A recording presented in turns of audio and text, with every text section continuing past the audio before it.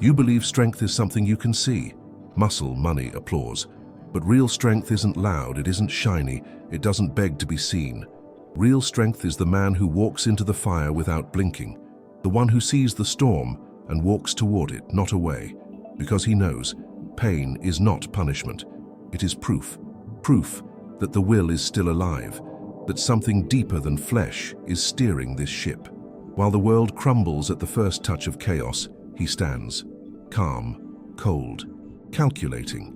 And when others beg the heavens for mercy, he sharpens his edge. You were told to chase comfort, weren't you? That the world rewards those who stay soft, polite, agreeable. But how many of those people do you admire? How many of them can look in the mirror and say, I forged myself? You don't train to be liked. You don't wake early and endure the grind for applause. You do it because somewhere inside you, a fire refuses to go out. And that fire doesn't want peace. It wants war. War with weakness. War with every part of you that would rather sleep, quit, give up. If that fire still burns, then say it. I am not here to be safe. I am here to be forged. Look around you. The world is filled with men pretending to be strong. They scream, they flex, they pose. But inside porcelain, one hardship and they crack because they've trained for admiration, not adversity. They've built muscles, not resolve. And when the storm hits, as it always does, they drown in their own softness. This is the secret nobody dares to say. Comfort is a sedative. It numbs your edge, dulls your instincts, makes you forget that life is war. Real strength is forged in discomfort. It's born in the mornings you don't want to wake up, in the workouts you hate, in the silence where no one is watching. That's where the unbreakable are built. Not in the spotlight, but in the shadows, where you choose pain without a prize. You do it because you've stopped asking for life to be easy. You've started demanding that you become harder. This world doesn't care how kind you are. It doesn't care how much potential you hold. It will not reward your virtues unless they are sharp enough to cut through bone. So stop waiting for fairness. Stop praying for mercy. Sharpen yourself. Strip away every habit that makes you weak. Train your mind to sit with hunger. Make your body bow when it wants to rebel. The man who commands himself is feared by every institution built on obedience. The world tests you every day, not to punish you, but to measure your fracture points. That missed payment, that betrayal, that silent night where anxiety claws at your chest, that's not coincidence. That's the universe asking, are you ready to rise or will you run? Most run, but not you. Because if you're still here, still breathing, still refusing to break, then there's something inside you that hasn't surrendered. Something ancient, something dangerous. You must understand, life is not hunting you. Life is shaping you. Like a blacksmith beating hot iron, it strikes not to destroy but to form. And each blow you survive carves something sharper in you. But you have to meet it halfway. The man who waits for life to make him strong will die weak. You must seek the blows yourself. Walk into the cold. Deny the pleasure. Break your own rhythm before the world does it for you. This is not asceticism. This is preparation. The more pain you master, the less control it has over you. When betrayal arrives, you will already be familiar with loss. When fear rises, you'll recognize its voice and silence it with action. This is how the untouchable are born, not in moments of ease, but in the quiet, brutal choices made when no one sees. Do you rise at 4 a.m. because it's impressive? No. You rise because your mission doesn't wait for comfort. Most men are ruled by their appetites. They call it freedom, but they are slaves. Slaves to hunger, to desire, to sleep, to the dopamine hit of a phone screen. Their bodies give the orders. Their minds rationalize the obedience. But the strong invert this hierarchy. They wake tired but rise. They feel pain but move. They sense fear but act. The body becomes the tool, not the master. Imagine a life where nothing inside you could negotiate your path, where hunger only sharpened your focus, where exhaustion only proved how far you've come. That is the beginning of dominion. A man like this does not cry for balance. He bends the scale. He does not beg for time. He carves it from flesh. He becomes a force, not because he desires power, but because he refuses to be ruled. And in that refusal, he rises above the herd. He becomes myth. There is something terrifying about a man who chooses pain, not the one who endures it when forced, but the one who walks into it, grinning, teeth bared. That man cannot be manipulated. He cannot be threatened, because he has already stripped away everything you could take from him. Comfort, he sacrificed it. Reputation, he burned it. Approval, he buried it. This is the apex predator of the human spirit, the one who doesn't run from fire but becomes it. And if you fear becoming this kind of man, ask yourself, what part of you is resisting? Is it your soul, or is it the softness that fears extinction? Let that part die. Kill the hesitation. Euthanize the version of yourself that trembles when challenged, because only then can something new be born. Something relentless, something cruel to its weakness and loyal only to its will. Like the sword forged in flame, you must be willing to suffer your shape into existence. Watch how people move, how they speak. You'll see their weaknesses bleeding through every gesture. Their faces betray their fears. Their voices crack under pressure. Their energy retreats before challenge. They want so badly to be seen, to be liked, to be left alone. But that desire is the chain, and the man who wishes to be free must snap it. Start with silence. When they insult you, stay calm. When they praise you, stay colder. When they tempt you, stay still. You must become unreadable. Mysterious not by design, but by nature. The predator that doesn't roar, only watches, only waits. This silence creates fear, and fear is leverage. Let others guess what drives you. Let them wonder how far you'll go. Let them fear the storm they cannot predict. This is the beginning of becoming untouchable, not through violence, but through invisibility. They can't strike what they can't read. The modern world tells you to be transparent, to open up, to express everything, but that's a trap, because when they can read you, they can disarm you. Emotions left unguarded are entry points. They study your joys to bait you. They study your rage to provoke you. They study your fears to paralyze you. But when your face becomes the mask of calm command, when your voice is measured, your gaze steady, they lose the map. The man who cannot be mapped cannot be cornered. This is not about repression. It's about sovereignty, to rule over your own impulses like a king over his army. Let your anger be a blade, but sheathed. Let your joy be a fire, but contained. Let your fear be a signal, not a master. The one who shows everything becomes predictable. And predictability is the beginning of defeat. So how do you train this level of control? Through war, not with others, but within. You begin by denying what you crave. You stop negotiating with comfort. You wake when your body begs for more sleep. You train when your mind pleads for rest. You deny the small indulgences that weaken your grip. Each act of refusal is a vote for the version of you that commands, that leads, that wins. There is no shortcut to inner mastery, no pill, no mantra, only the repetition of discipline until obedience to yourself becomes instinct. Over time, that obedience becomes identity, and identity becomes presence. Others will feel it, a gravity in your silence, a sharpness in your stillness. They won't understand it. They'll call it intensity, stoicism, maybe even coldness, but it's none of that. It's the quiet, invisible power of a man who has bled for command and bled alone. The man who trains in solitude becomes a force beyond recognition because he needs no witnesses, no applause, no validation. His victories are silent. His rituals are sacred. He walks among the crowd like a shadow, unseen but undeniable. And this solitude is not loneliness, it's sovereignty. For in silence, the truth appears. You begin to hear the whispers of your own cowardice. You feel the itch of your excuses, the tremble of your fear.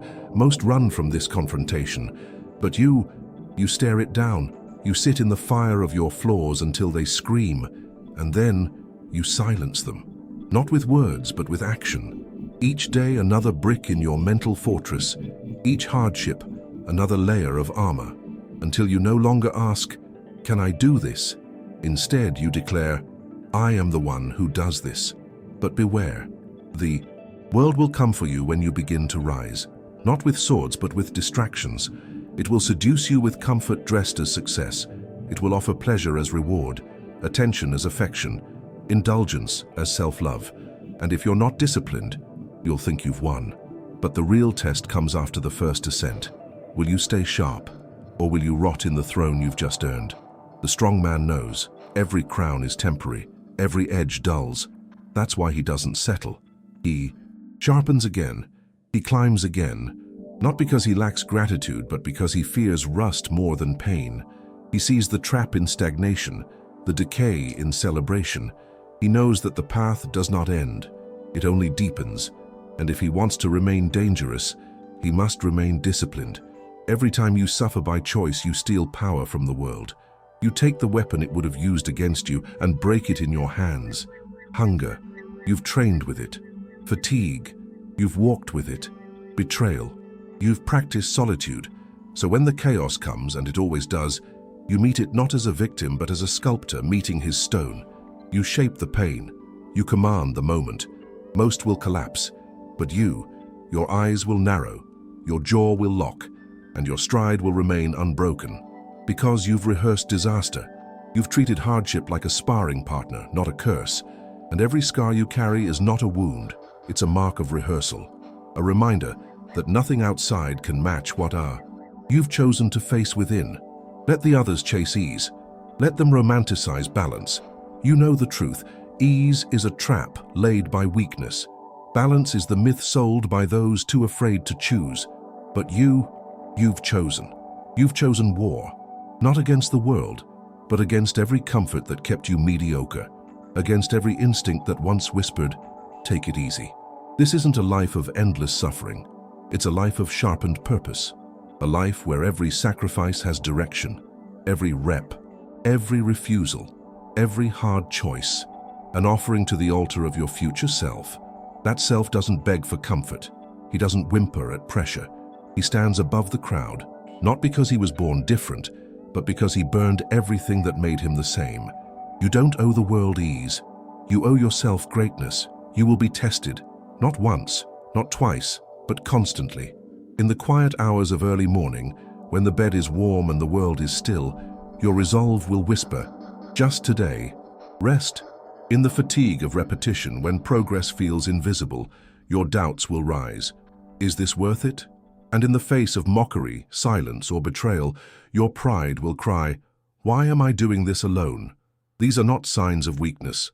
They are signals of proximity. They mean you're nearing something most will never touch, mastery. The final trial isn't pain. It's the voice that begs you to stop right before the edge. And the strongest men are not the ones who roar through fire.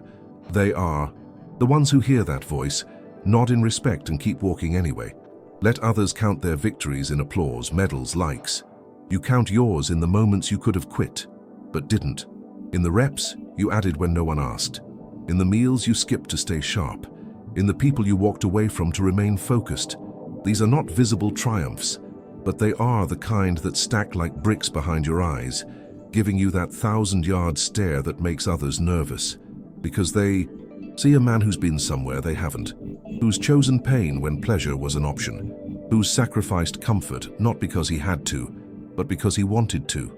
And in a world ruled by craving, the man who chooses denial is not just strong, he's dangerous. He becomes legend not by conquering others, but by conquering the only thing that truly matters, himself. Power built on discipline is power that lasts. It doesn't scream, it doesn't flaunt. It hums beneath the surface, like the tension in a drawn bow. And the man who carries it doesn't need to prove it. He simply walks into rooms and shifts the air, not because he demands attention, but because he commands himself. This type of strength can't be given. It can't be bought. It must be earned in silence, in repetition, in sweat-soaked mornings where nothing feels worth it. But you show up anyway. Every time you do, you're casting a vote for the man you want to be. And over time, those votes become unshakable truth. Not because the world agrees with you, but because you've already buried the version of yourself that cared. Look at the lives of most men, built on habits they didn't choose, fears they never questioned, comforts they never challenged. They drift through life like leaves in the wind, moved not by purpose but by pressure. But not you. You are not the leaf. You are the wind. The force behind your steps is not circumstance, it's choice. And choice is the birthplace of power. Every day, you carve a path through resistance, not because it's required, but because it's sacred. And when others ask you why you do it, you won't explain. You'll smile, because power that explains itself becomes performance. But your strength is not theater. It is a vow, a brutal, relentless oath to never become soft again. Not in flesh, not in mind, not in spirit. And yet, strength without strategy is just noise. A brute can break, but he cannot rule. The world does not belong to the loud, but to the unreadable. The man who can vanish in plain sight, who conceals his intentions like a blade under silk. He is the one feared. Not because he shouts, but because he chooses silence when others beg for reaction. Machiavelli knew this. Power grows in mystery. Predictability is a leash. If they know where you'll strike, when you'll break, what you'll cling to, they already own you. So shift. Move in ways that confuse them. Think in silence. Respond with delay. Let them guess your purpose. Let them doubt your loyalty. Let them wonder what you truly want. Because when your motives become myth, your power becomes legend. They'll call it coldness. They'll say you've changed. They'll try to drag you back into the warmth of mediocrity. Don't go. That warmth is a furnace meant to melt your edge. They want you soft so you're safe for them. But you weren't born to be digestible. You were born to be steel. And steel isn't friendly. It cuts, it resists, it refuses to yield. Let them mock your silence, your discipline, your detachment. Let them speak while you build. Let them laugh while you sharpen. One day they'll find their comfort gone, and you, still standing, still moving, still hungry. And then they'll understand. Strength was never about applause. It was about becoming the last one still walking when the world collapsed. Most men carry their emotions like open wounds, easy to poke, easy to predict. They flinch when insulted, soften when praised, collapse when ignored. Their identity is outsourced, stitched together by the feedback of others. But the strong man closes those wounds, not by becoming numb, but by sealing the openings through which manipulation enters. He doesn't reveal himself in every gesture. He doesn't explain his silence.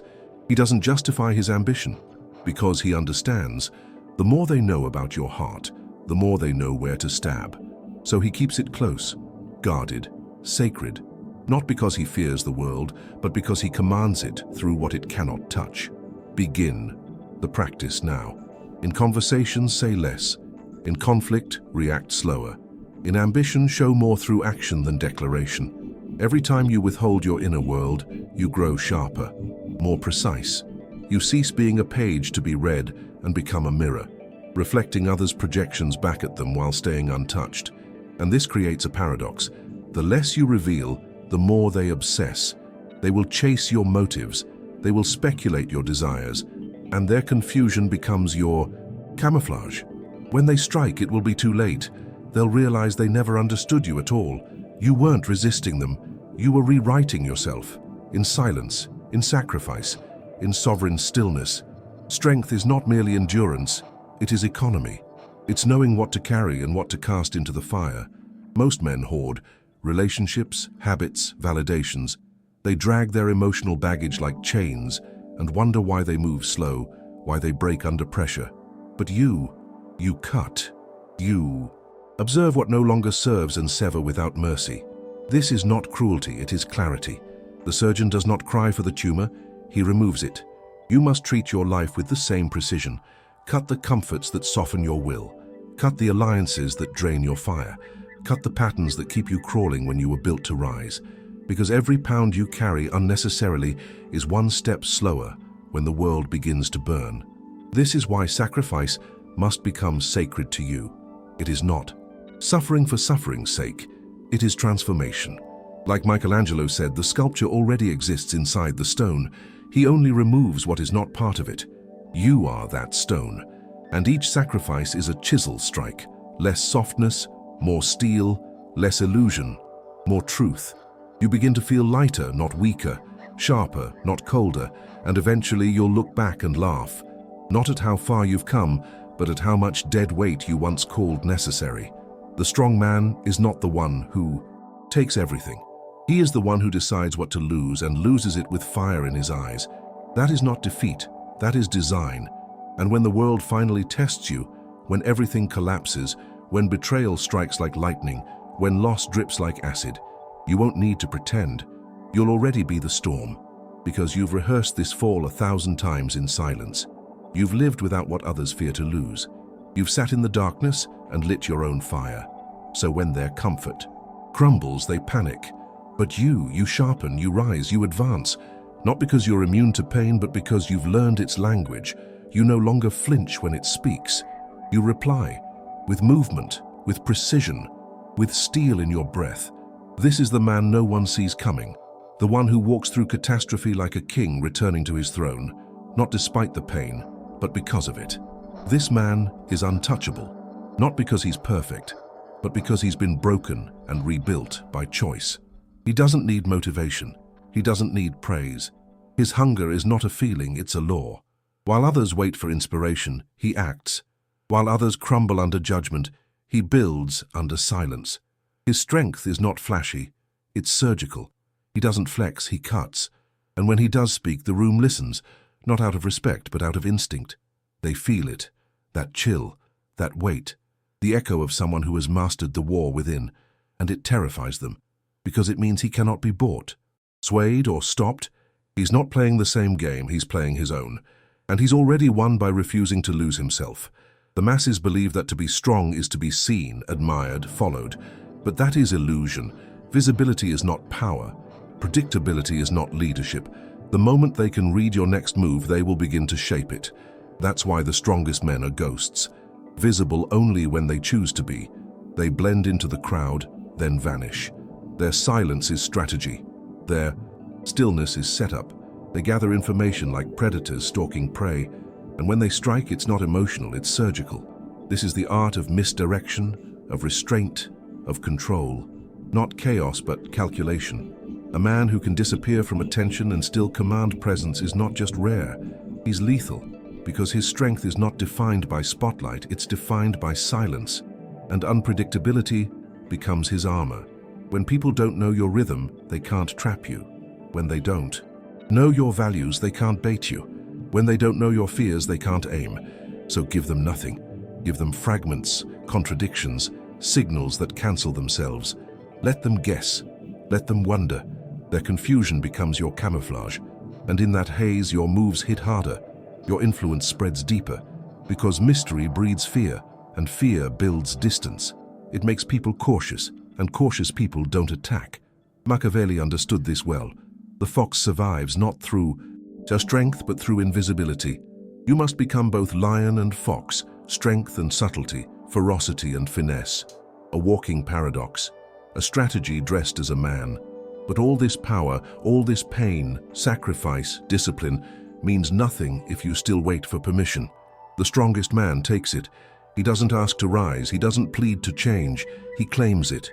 Through ritual, through repetition, through revolt, he sees the softness in himself as the only real enemy, not others, not obstacles, just the inner voice that whispers, it's okay to stop. He crushes that voice with action, not because he hates himself, but because he refuses to be ruled by comfort. His life is not about ease, it is about evolution. Every day he chooses fire, not because he loves the burn, but because he loves who he becomes on the other side of it. This is not just strength, it is transcendence. The body follows the will, the world follows the body, and fate follows those who dare to become more than human. So, now we stand at the edge, not of motivation, but of transformation. You've heard every call, every cut, every command. This path isn't easy. It's not filled with applause, it's lonely, brutal, but it's pure. And it leads to a version of you that terrifies weakness and inspires silence. A version of you that is no longer a man, but a symbol of what happens when pain is chosen, comfort is sacrificed, and the self is forged, not gifted. Will you take that step? Will you wake tomorrow and bleed on? Purpose? Will you command your mind, your body, your path? Or will you do what most do, nod, feel inspired, and return to the warmth of defeat? No one will know what you chose, but you will. And so will your future. Choose pain, choose silence, choose power, become the fire. And when the world burns, you won't. If you've reached this point, it's because something inside you is still alive. Something wild, unbroken, ancient. Not a need to be motivated, but a hunger to become dangerous. That hunger is sacred. Do not let the world civilize it. Do not numb it with comfort, feed it with action, temper it with discipline, make it bleed until it becomes something divine. And when the time comes, and it always comes, when life rises like a wave to drown you, you won't run. You'll walk into the water deeper than fear, colder than death, and you'll keep walking until the wave breaks first. That's what it means to be forged, to be not just strong, but chosen, by yourself, by pain, by fate. So now, choose your allegiance, not to trends, not to fame, not to approval. Choose it to power, to silence, to steal. Subscribe only to your will, like this fire if it burned you. Comment only if you've bled for this path. And stay, because this is not just another video. It is your mirror. It is your battlefield. It is your forge. The weak have already scrolled past. But you are still here. And if you're still here, it means one thing. You are not most men. You are something else, something rare, something dangerous, and now it's time to prove it.